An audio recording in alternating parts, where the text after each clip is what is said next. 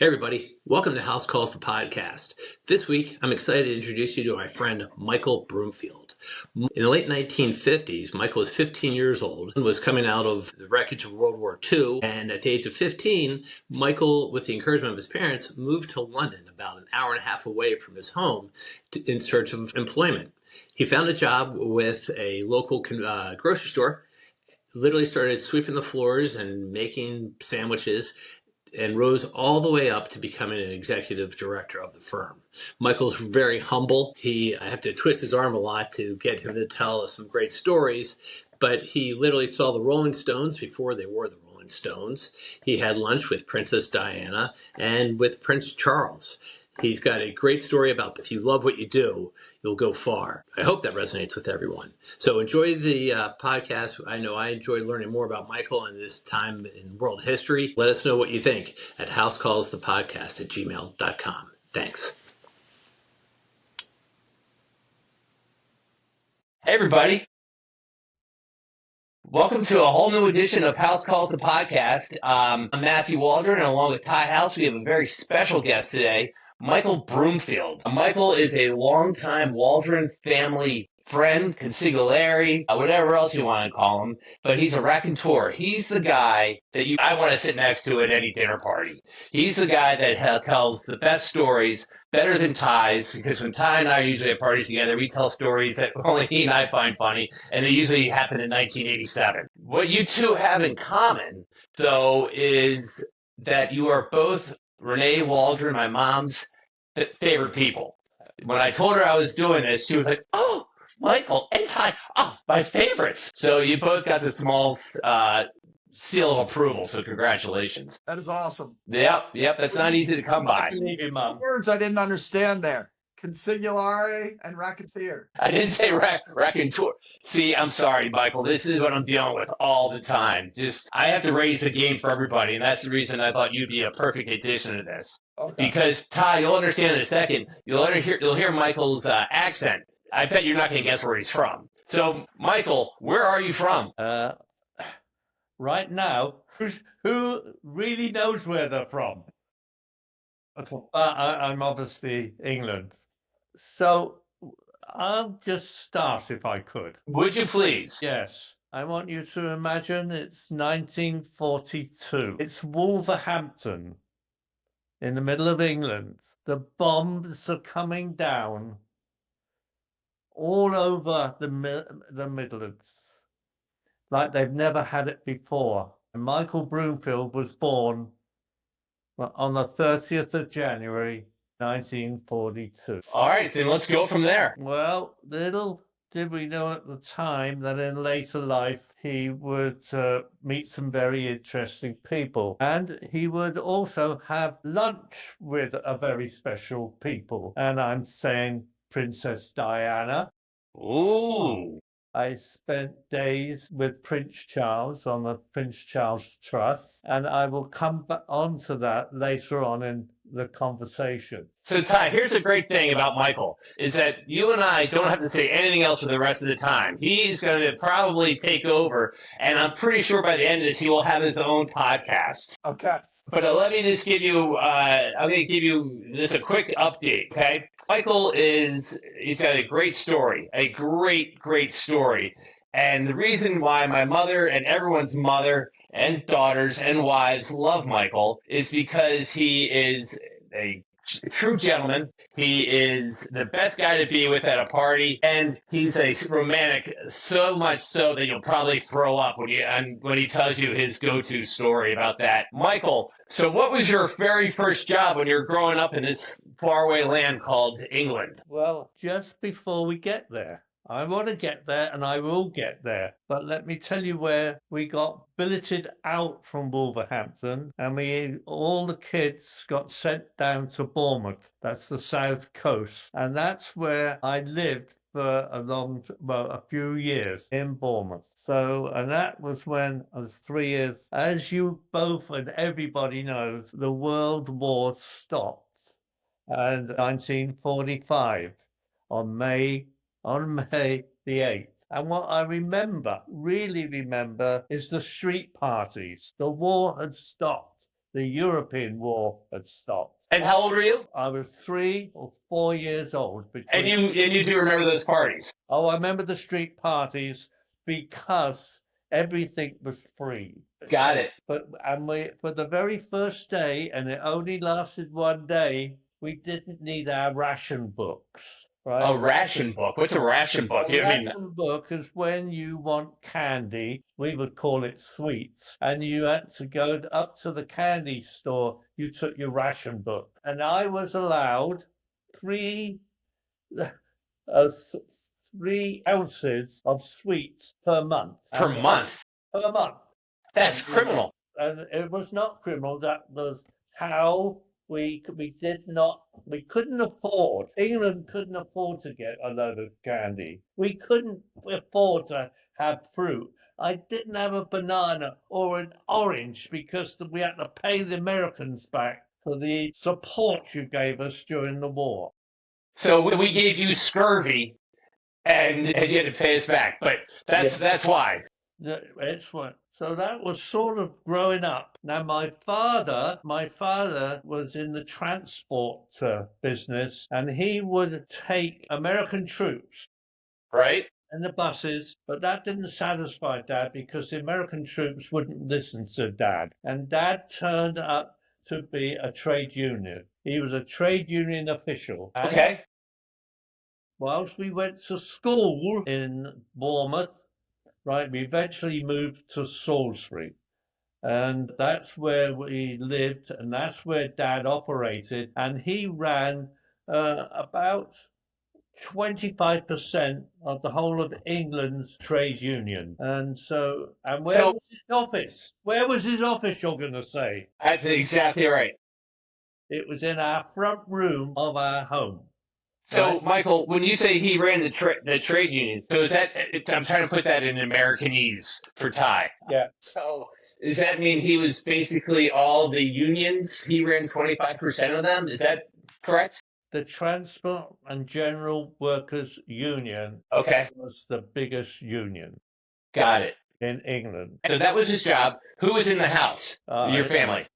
My 2 brothers, Tony, who ended up in the Navy, and Stuart, who ended up running a lot of the electricity board in England. Interesting. And Ty, you know Salisbury Hill from Peter Gabriel. I know it from Peter Gabriel. So what I'm wondering about is when you were a young boy, could you look around and still see like the remnants of the bombing? Oh, absolutely. I mean, that was right into 1960 to 1965, 1970 before they could clear up. You got one night, and I was just reading this, there was 420 bombers bombed Birmingham. Can you imagine? Birmingham didn't really exist. Wow. 120. Was it an optimistic time, like a pride that you beat back the Nazis when you were young? Oh, absolutely. And that still goes on today if we play Germany in soccer, right? We have to win. It's a war. Anyhow, was an important guy. And one day, Dad told us we had Harold Wilson coming to Salisbury to give a talk. And Harold Wilson was the Prime Minister. And he was giving a talk at the centre of Salisbury, which was half a mile down the road. So the talk started, and Mary Wilson, his wife, got taken ill. And my mum said, come back to our house and they can pick you up later. So Mary Wilson, the Prime Minister's wife, came, and then at 9 o'clock we heard the sirens of the police, and Harold Wilson came to pick his wife up in our home, and we, being Mum and Dad, invited Harold Wilson in for a cup of tea. Holy cow. We, Tony and I, were upstairs in the bedroom, and we were allowed to come down in our pajamas and say, hello, Mr. We didn't really know exactly how important he was, Mr. Prime Minister. And he patted us on the head, and woe behind, we can say that we had Prime Minister in our house. So that's pretty special. That was a big time. Right. So my career I was always working. I had a paper round. I had a grocery round. I used to go to the marketplace on a Saturday. I would go and pick out potatoes out out the field if they were going to pay me, and they did. And eventually I got enough money, £3, right, to buy my own bike. £3. What's £3? For God's sake, £3. It's £3, roughly. Actually, a quid is £1, 1 shilling. Was that work ethic from inside you, or did your parents tell you get out there and start working? No, I got to tell you, that's a really good question. It's we didn't know any different. We just didn't know any different. And I wrote my life story a little bit. No, I wrote it just because I wanted something for the grandkids to have. And when I reread it, I realized how important my mum was in my life. A lot of the things that I did, I could see mum pushing me. We were short of food in our house. There's hardly any money coming in. And mum used to say, Mike, we got no butter until Friday. Should you see a piece on the grocery bike and they won't miss it, bring home the butter, will you? And mum, little did we know, later on in my life, because Salisbury and Salisbury Cathedral, I got to be a choir boy in Salisbury Cathedral. So that was pretty good. Did you get paid for that? No, you did not get paid for it. I was just wondering why that was so good. Oh, Christ, it was the biggest cathedral in England. I know. So how did you get that spot? Was it because you were well-spoken, or you were better looking than all the other kids? What was it? All of that, but I also had a good voice. Okay.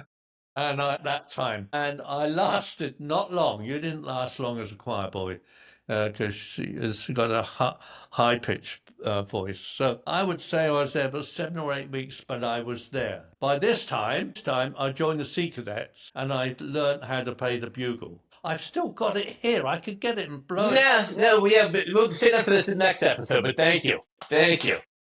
Good to know. Yeah. So anyhow, but I learned a lot. And I was 15, and my mum saw an advert in the paper in London looking for smart young men and accommodation. I was 15, and I was waiting for my exam results to come from St. Thomas's School, and mum said, you still better apply, right? Anyhow, I got this job in London, and I didn't know what it was. I didn't know. I was so excited to leave Salisbury. Why was I excited to leave Salisbury? Because there'd be more girls up in London than there would be in Salisbury. But before I left Salisbury, I joined a pop group, right? And the pop group leader, his name was Johnny Nichols.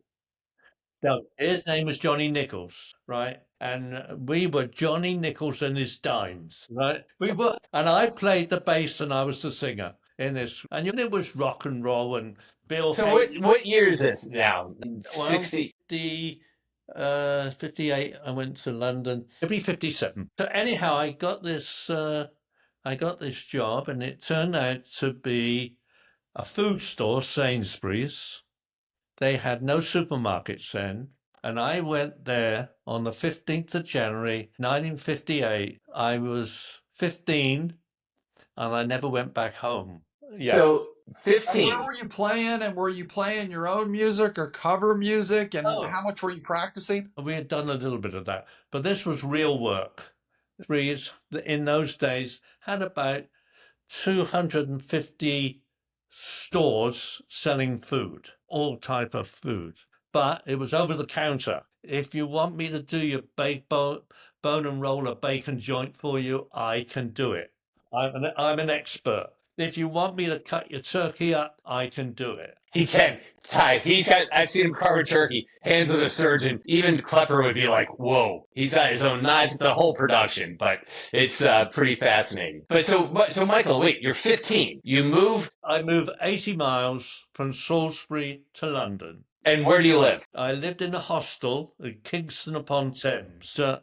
I'm going to say it because I mean this all the way through my career. I enjoyed every single day going to work. I could not wait. It was such good fun, meeting people. Were there more girls there? They were there yes, is the simple answer. Yes. Yeah. Did they pay attention to you? Did I what? Did they pay attention to you, the girls? You got to remember they were the same country, but yeah, I did okay. All right, that's all I wanted. That's all I wanted. Because I mean, I know your wife, and you have a great game, obviously, to get Connie. So I just want to make sure. Now I know where it comes from. It's a lot of practice. So Well, just so I'm not behind, so you're in a rock band and you're getting into the grocery business yes, at the bottom level. yes, really at the bottom level. Okay. So how did you decide which way to go, rock star or grocery? Well, it's interesting. I wasn't that good, and I also learned that the next town was Richmond upon Thames, and there was, if I went to Richmond, which I did, and I was told to go over the bridge, go to Ilpie Island. Ilpie Island, you got that? And you'll find a big shed, and there's a group there playing, and they play every Tuesday. It'll cost you £1 to go in, and you get a pint of beer. And who was it? The Rolling Stones. Wow. The start of the Rolling Stones it was, and they played. And I'll say this so someone could, you can look it up. Ilpie Island, right? And all I can tell you was the noise was terrific. That's awesome. Did I So- know what I was listening to? No, but I know. No. Great time. Wow. How come that could have been you? It well could have been, but I didn't want to give them the competition. That boy. Always a gentleman. Always a gentleman. That was nice of you. So I'm sorry. So now you leave home. You got two other brothers. I've met Tony. Was he younger than you or older? Older. Older, and no one else had left home. So were you the youngest? No, I'm the middle. Middle. And had he already left home at that time? And no. Tony left 2 weeks after I did to go in the Navy. Okay. And Stuart was there for 2 more years. He went to a posh school. Well, it was posh because my dad got him in because he was the union official, and the school didn't want to upset the union official. Yeah, I got it. So it's not uncommon at that time for a teenager to go off and start their adult lives. You know, I thought about this, and seriously, I did think about this. We didn't know any real other life. We had gone through the war. I'm talking we, England, gone through the war. Right. Previous life was over there. Now the only life we knew was the war, right? And coming out and getting back to, it took 10, 12 years, you know, because we were paying America back. As you were starting your career, did you notice that as you were in, 15 to 25, that there weren't that many 30 to 35-year-olds around because they didn't make it through the war? We knew of people that had lost their sons, I think, in the war. No, I don't think I could put it that way, but we knew of people who lost their sons. Okay. So you weren't rushed into adulthood because the adult men were gone. I never thought of it that way. Okay. But yes, we were needed up in London to do this. Keep the world going. Yep. Lord Sainsbury, we're going to get onto this. Lord Sainsbury went to America and saw that they were Lord John Sainsbury. There was 3 Lord Sainsburys. The first time ever there was 3 Lord Sainsburys, right? And his father, John, and David. And it's the first time ever. And I can talk about how they got to be a lord. And in those days, a lord sat in the House of Lords and signed off on the new laws, right? So, but Lord John, I had some nice times with them all. And we'll talk about that.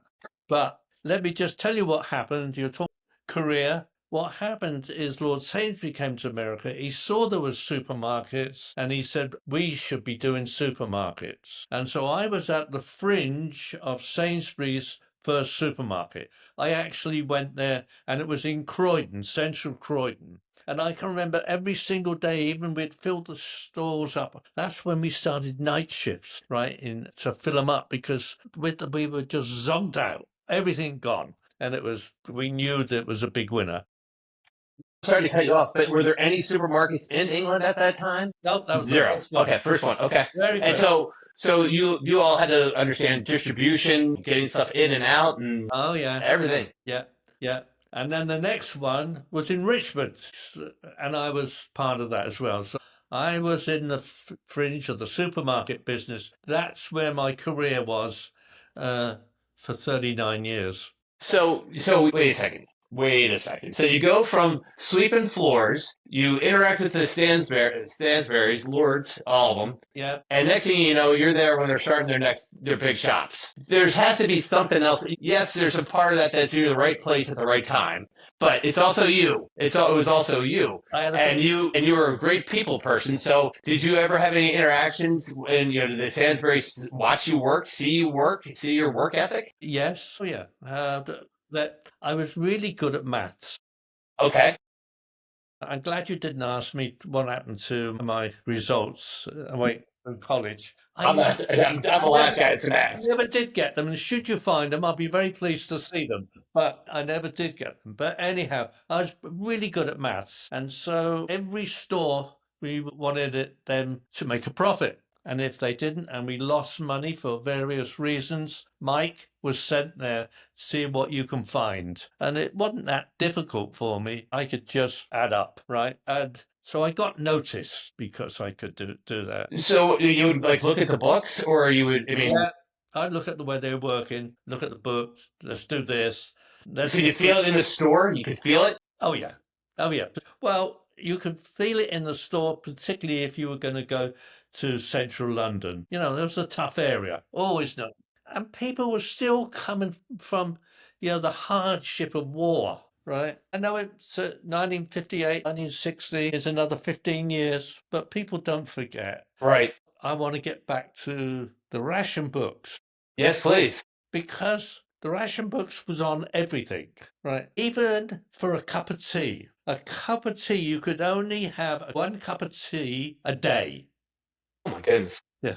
But you only had enough rations for one cup of tea per day. And that's when the people, their tea bag, they would use it twice, 3 times a day if they had to, so they could say they had more than a cup of tea. But when someone invited you, you really didn't know whether you were using the old tea bag or the new tea bag. So when did the rations stop? Like, how long did that last for? Right to the end of the 50s. Yeah, I still got mine somewhere.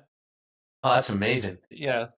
So, Michael, I guess what I'm trying to get to is your interaction with the Stansberries. Yeah. And did you ever have any special tasks that I'm trying to lead you down the path. I know where you're taking me. All right. I know you're taking me. So here I am, 16, and I was asked to go from the store in Kingston upon Thames up to the Sainsbury's head office store in London for the 2 weeks before Christmas to make sure that the Sainsbury's family got served properly. I was just one of 50. And so it's 2 days to go before Christmas. And the manager of the store, Mr. Tranter, called me over. He said, "I've got a very important job for you, lad." And I said, "Yes, Mr. Tranter." He said, "I want you to deliver Lord Sainsbury's Christmas goose to his home in Knightsbridge." And I thought, wow, I'm going to get out of real work here. Real work. And so he gave me a big cardboard box all tied up, and he wrote out the directions I had to take, and I had to go up Stamford Street, for Blackfriars Bridge, get the tube, go to Knightsbridge. Pretty easy stuff. Okay. So this particular day, I go up Stamford Street. I know I got to go over Blackfriars Bridge, and it's misty and damp and a little bit foggy. And I heard these horns, and there was a Harrods horse and cart with 6 horses, and the Harrods, and they were blowing their horns, their Christmas, making it all very festive. And I thought, oh, I can't wait to tell my mum. It's so exciting. Here's a 16-year-old boy. Little did I know, off they went, and I went to go on my trip to find that Lord Sainsbury's goose had gone. I had put it on the parapet of Blackfriars Bridge, and in my excitement or whatever, it had fallen off and was floating down the River Thames. Lord Sainsbury's Christmas goose. I ran across the water, and there, floating down the was this box with Lord Sainsbury's Christmas goose. So I waited. I knew I was going to get the sack. I deserved the sack. So I'd say I waited 10 minutes and I thought, I'll go through the back door of the store. I can't bear to see the manager. Who did I bump into when I went in there? Mr. Tranter. He said, boy, you're quick. You're going to get on. And I said, well, Mr. Tranter, I don't think I am. He said, why not? I said, I've lost the goose. I can laugh about it now. And so I told him what I think happened. And he said, well, where is it? I said, I know what direction it's going. He called up the meat manager straight away because he realized he was in trouble because he was given the job of getting the goose in the first place. So anyhow, he said, Norman, this, and he used some words which I would not use here. And he said, he's lost the goose. Go and get another one. And Norman said, we've sold out. He said, don't worry, Mr. Tranter, he said, I'll go to Harrods. He said, I'll go to Harrods, I'll buy a goose, we'll bring it back here, we'll strip it off all Harrods stuff, we'll repackage it, and I'll get a taxi and I'll deliver it to the Lord Sainsbury's house. So I'm the guy who really did mess it up, I suppose. But they covered up for you, so they must have liked you. You're only 16. They covered up for you. It worked out. Anyhow, I had a pretty good career with Sainsbury's, and I did okay. So I did okay. I got promotion, and I had a simple philosophy about getting promotion: is could I do the job of my boss? And if I felt I could, then I did okay. You know, I didn't have to. I just had to show that I had those qualities, but I enjoyed the job. Enjoyed the job. And eventually I became a district manager and I moved to Oxford. And of course, have you been to Oxford? Well, the big Heard of it. thing, the big thing we always know about Americans, when you live in Oxford, they say, can you show me where Oxford University is? And we say, there is no such thing. There's no such thing. There's 27 other colleges which have got names, but we haven't got one that's called Oxford University. So we know you're a tourist. Okay. But wait, so Michael, speaking of college, did you go to college? I don't even know. I did. Okay. But that's later on. That's later on in my life. And I went to Columbia, and I went there for 12 weeks. Okay. And I really wanted to go because I wanted to know, did I really know as much as I thought I did? Interesting. Okay. So when you're 15, 16 and you're working at the supermarkets, are you also in school, or school ended when you were 15 and it was all on the job training? Mostly ended. Okay. Yeah, mostly ended. And Sainsbury's used to send us to school once a month, one day a month, right? So they could say they were doing a good thing. Was So, that common in 1950s England? yeah. Okay. Yeah. Yes and no. Yeah. Is your opinion that maybe Americans your age spent too much time in school and not enough time in the real world, or? I think that they spent too much time in school and don't get bloody stuck in and get the job done and get learned with your hands and your head and your move. Right. It's there for you to have, right? Not to go and it seems to me that the colleges is, you want a good time first, right? But you can have a good time with money in your pocket, right? If you work. But that's my. So what happens You're next? not wrong. Yeah. Sorry, your question. What happens next? How does the story keep going? Sorry, keep going. So we had a big, huge managers conference in London, and the day before it got announced that Sainsbury's had bought this supermarket in Boston Shores. And so we're in this conference, nothing was said, but I wanted to go to the bathroom. And I went to the bathroom and I'm standing beside this director, Dr. David Cornby. Really nice guy. Hello, Mike. Hello, David. I said, you're going to phone me tomorrow, aren't you? He said, what? I said, you want me to go to America, don't you? He said, would you go? And I said, phone me. So he phoned me the following day, right, and asked if I'd come to America to represent Sainsbury's at Shores. Now, if I hadn't gone to the bathroom that day, right, who knows what would have happened? That's amazing. That's amazing. Yeah, but anyhow. But what was your role in Sainsbury's in the UK at that time? That they said, yes, we want you to. I was running 1/5 of Sainsbury's, and at that time it was about 100, about 120 stores, something like that. Okay. And so they buy Shaw's and they tap you to come over. I was reporting to the board at the time, right? And so they bought Shaw's, and I came over to America to see what we had bought. Right. And what year is this? But this was 1990. And had you've been back and forth before? This wasn't your first time to the US. I've been to the US, but not in this capacity. And so, what was the difference between the staff in America and the staff in England? I come from one of my Lord John Sainsbury. I just felt he was one of the greatest people. He was tough on you, really tough, but you learnt from him. And when he said, I want this done, you did it.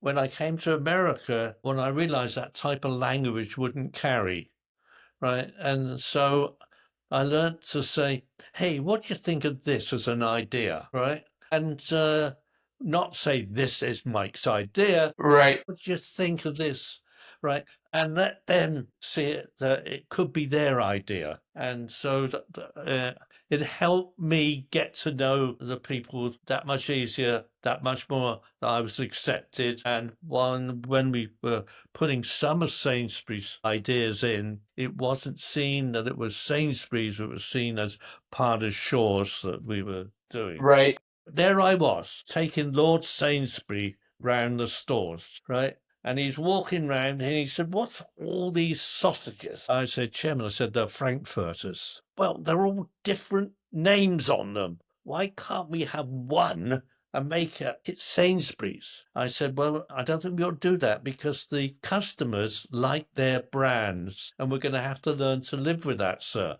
If I could suggest what we do, because we're doing something like 2 million a week in Frankfurters, we can't afford to stop this. Right. But what if we got a Sainsbury's brand and we make it the first in line? Yes, Broomfield. Yes, I think that would be a very good idea. We'll do that. And that's what we did. So in some ways, I managed Shaw's in a way that didn't stop the growth of the business and made sure that we didn't be bombastic and saying Right. the right. And didn't lose the Stansbury's way or the Stansbury's touch. Yeah. So Or how many vibe stores to it. are we talking about? Like, how many stores did you have in England, and what stores did you have in America? Well, Shaw's at the time, I think it was about 140. Let me tell you right today, Sainsbury's is 800, right? Yeah. Wow. So, but I'm trying to get to, before you left England, did you have any encounters with the royal family? Well, I did. So, but Michael, I want to hear about that, and maybe you can talk to what the royal family means to a Brit versus to two guys who really just see it from the sideline, and how important that is to your culture and to your way of life. Well, I think you just said it, one word, culture. Okay.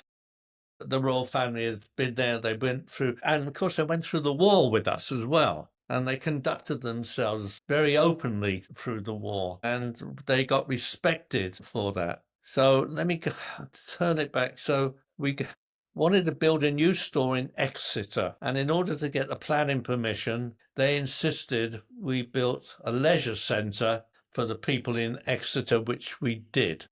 Okay. And we invited Princess Di down to open it. And she came down and still shy a little bit, her head would be down, and she did what she had to do and opened it up. And madam, and we had lunch for her, and there was 12 of us because we were paying the bill, right? I was the most important, wrong word, but person at Sainsbury's. And I was the last one to be introduced to her. And we were told how to address her. Yes, ma'am. No, ma'am. I said, ma'am, very pleased to meet you. Yes, she says, I am too. I said, ma'am, it's the second time I've seen you this week. And she said, the second? I said, yes. I said, I saw you on Tuesday. You were in the Cromwell Road Sainsbury's. You had a baseball hat on And you were buying candy, I said, for the boys. I was, she said. I was. How did you know it was me? I said, ma'am, we know it was you. Right. Right. And we made sure that with security, we were making sure that you left the store happy. But she said, would you make sure you sit beside me? She said, you're common like me. That's just the word she used, right? And so it was nice that I had that time, an hour with her. And, what did I talk about? We talked about the boys, and we talked about living where she did. And I'm sure it's a wonderful life. I can't remember, but I was trying. Sure. I knew my job was to keep and there was all these ladies in that room, right, who were getting really annoyed because they wanted to have this time with Diane, but I did. You did. Now, let me just talk about Prince Charles. Please. This was a period of time just after this, when Charles and Diane had their differences. But Prince Charles, you had to know, and there was the Prince Charles Trust. And the trust was to get teenagers back to work. If you took them on as a company and you taught them, but they also had a year's program which they had to adhere to in certain tasks. You would get paid at the end of the year if they stayed a certain amount of money, and it was pretty good money. So one day I had a phone call in my office, and it was his secretary. He said, would it be all right, he said, if Prince Charles came to Sheffield tomorrow to speak to some of these young people? Now, Sheffield, we had 18 of them working. The total people working in the store is called Saver Centre, and we had about 500 or 600 staff. Each store. And I said, certainly. He said that the prince will arrive at 10 o'clock. He doesn't want to be known that he's in the store by people and wants to work it out behind the scenes. So at 10 o'clock, his Range Rover came, out he jumped, shook his hand, introduced him. He said, now I'd like to work with the people. And I said, certainly, sir. Certainly, sir. We will leave you alone, but there's a lady here who's going to make sure everything works for you. Thank you, Michael. Thank you. So at lunchtime, we had big canteens for the staff upstairs, and I went upstairs, and there he is standing in line for his lunch. And I went up to him and I said, sir, you needn't do that, but we'll bring food across to you. No, Michael. He said, I want to do what the students have to do. And I said, certainly, sir. One little thing, Michael. He said, I don't carry money. I don't carry money. And he said, I will need to. I said, sir, I think we could look after that for you. Here he is. What the receipt? Yeah. I said, right. Right.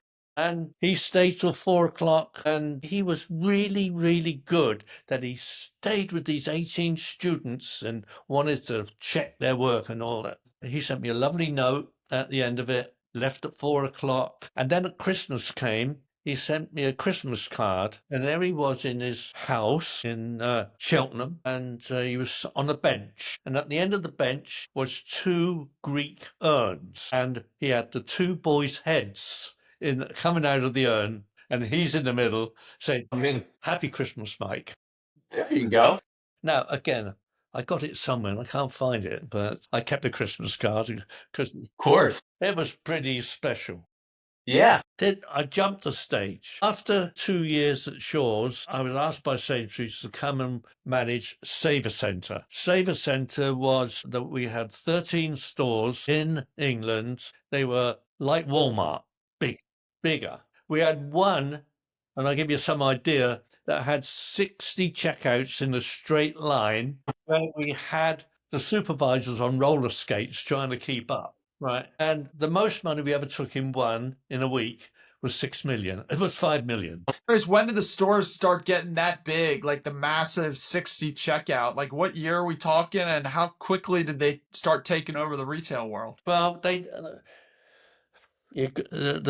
cost of the sites are enormous. I left would be 1950, 1960 started it, because I'm just trying to work my logical, it was Yeah, not bad. I was asked. Right. So, Michael, jumping around. Yeah. So you started at 15, Yeah. and then what was your role when you left Sainsbury's? Well, we now bought 37% of Giant Food, right, in DC. And I was asked to go there as chief operating officer, which I did. And so role change again. Yep. And the Dutch company was buying supermarkets, and they wanted to buy Ahold. They wanted to buy Giant, but we did as well. But by this time, Lord David Sainsbury was running Sainsbury's, and we weren't doing quite as well. And the market was on the backs of Sainsbury's, saying they're not doing so well. And so he felt we should get out and concentrate on where our main hub of business, which was England, and give up Giants. Yeah. But anyhow, then he told me that with the board, the main board had agreed to sell the company our 37%. And so I said, where does that lead me? He said, what would you like it to do? I said, pension me off. I said, and I'll take my chance in America, which I did. Yes, you did. I stayed with Ahold. I liked Ahold. I liked the Dutch people. I knew how to make them happy when they came into the store. There's two things you had to do. You had to make sure that their coffee was as strong as it ever was, and there was a place for them to smoke. And if you got those two bits right, you were doing okay. So Great company. Great company. Ty asked you what your big achievements were at those super centers. What was your biggest achievement when you're in Boston? I think it was finding Connie. There you go. What would you expect me to say? I was just making sure. She's been texting me on the side saying, make sure he says that. Of course, it was finding Connie, and we've been together for 30 years. This is a part, Ty, where you can throw up or turn your head. But tell Ty about the proposal, please. Okay, we're in this apartment, both on the 6th floor. That's where we met. In Boston. In Boston, they were in the same apartment building. Yeah. Okay. Then Connie had rented to her, then she found an opportunity to buy one, so she bought it on the 3rd floor, but I'm on the 6th. So you've got to picture this in your head. I'm on the 6th, she's on the 3rd, but 2 apartments along from me as I looked. And it's Christmas Day, and we got to get to know each other very, very well. So I phoned her up and I said, Happy Christmas, darling, go to the window. And she said, the window said, yes, go to the window. She said, now what? I said, well, open the window. And I had my fishing rod upstairs and I had a Christmas stocking on the end of it, right? And I was widening it down off the 6th floor and swinging it across the apartments, right? So she could grab it on the 3rd floor. And eventually she grabbed it and got it. And there inside was my proposal of marriage. So, See? isn't that sweet? Isn't that sweet? And she said yes. I hooked her. Good. I hooked her. You did, and that is your biggest. That was your greatest catch ever. Yeah. Best catch ever. Yeah. So, can I ask a question? Go ahead, Ty. Yep. So if you fast forward, it's 2025, and you're thinking back to yourself when this whole journey started around 15. What life advice do you have for a 15-year-old now in this day and age? That's tough today. It's tough.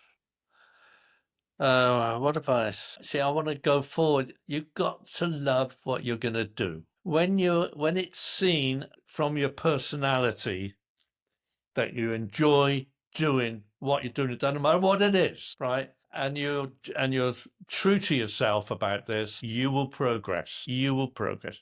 Get educated as much as you can, right? But work is a great one to educate yourself in. You don't appreciate it. And I was writing some notes about this, and I just, it worked for me, and I know it's worked for others. That people that's followed in my profession, it mean nothing to you, but I had a young trainee manager who was working when I was back with Sainsbury's, and I went into one of the big stores with Connie last year in Regent Street, and who should be the manager but this young man? And I could see it. I could see it as a young, when he was working. Yes, he was enthusiastic. You just knew it. The customer, as this old say, customer is always right. The customer will respect if you know your business, and they do. So Now, what are the differences between being in that business in America versus being in that business in Britain as far as opportunity, or is it completely the same? It's just if you're enthusiastic, you'll do well. there's a different way that the customer buys, right? I think we're getting ripped off a little bit right today. I think that the prices seem to be getting out of reach for a lot of what we would call domestic products, ones that we should have. Suddenly, we don't need them just to survive. I do think it's different. The American public, the way they buy is different to England. Right. We have quite a bit of offers in America. Everything used to be on the end of the display would be what everybody would buy. Not quite so much today, right? Because the supplier is charged. Yeah. Right. Yeah. Kind of back to your career, when you said earlier about your own self, when knew you were up for a promotion, you would think to yourself, "Can I do that job of the person that I was working for?" Did you look for that when you hired people?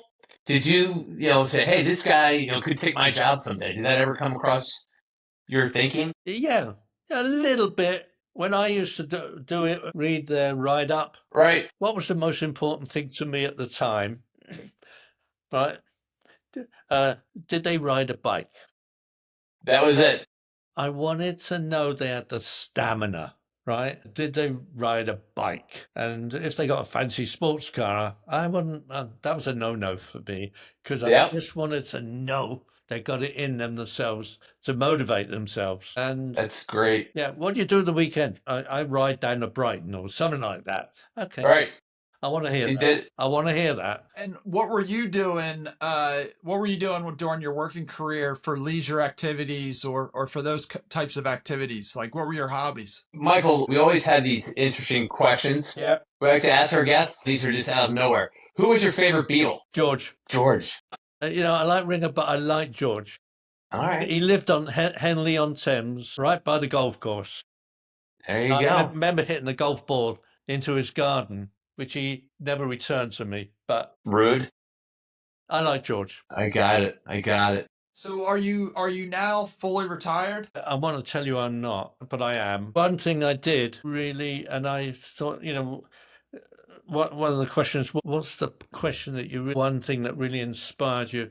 When I got to DC and I had time on my hands and I was asked if I would be on the board for this charter school, Meridian Charter School, and they were being taught in an old laundromat, and I started with them, and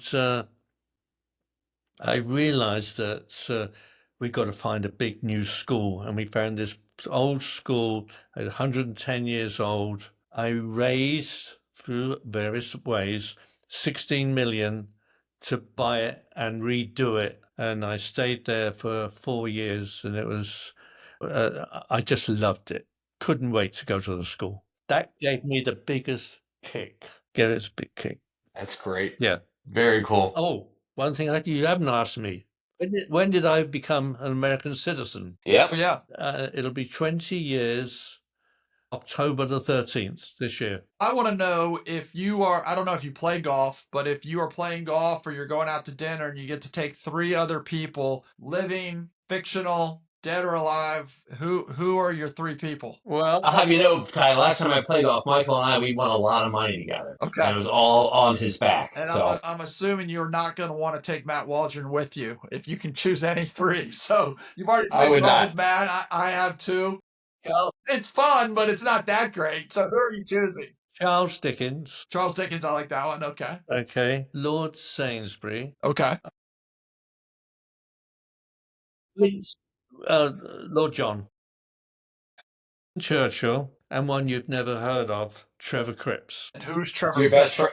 He's your best friend who recently passed away. Is that correct? That's right. Okay. Yep. Yep. Trevor Cripps is a marvel to me and Connie, but marvel. Here is a guy who was 10 years old and his mum said, Trevor, you've got to get some money. She said, go out, here's money, get a mop and bucket and go and clean the toilets down the road in the football grounds. And so Trevor did. And all through his life, he made himself a contract cleaner. When he passed away Boxing Day this year, he was employing 4,000 people, and he was the dearest, dearest friend. And we call him the mop and bucket gown. He can't read, but he got a fantastic brain.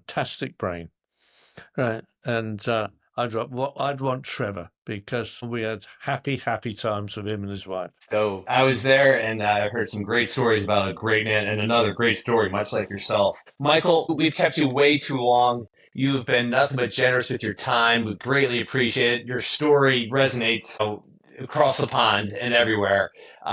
Again, thank you for your time. Thanks for sharing all that with us. And I'm sure there'd be a lot more questions and probably a lot of fan mail coming your way as well. So there's someone just said here, but that was Connie. Thank you I know, very she's much. the best. I've enjoyed doing it. Yeah, you're the best. Thank you for joining us.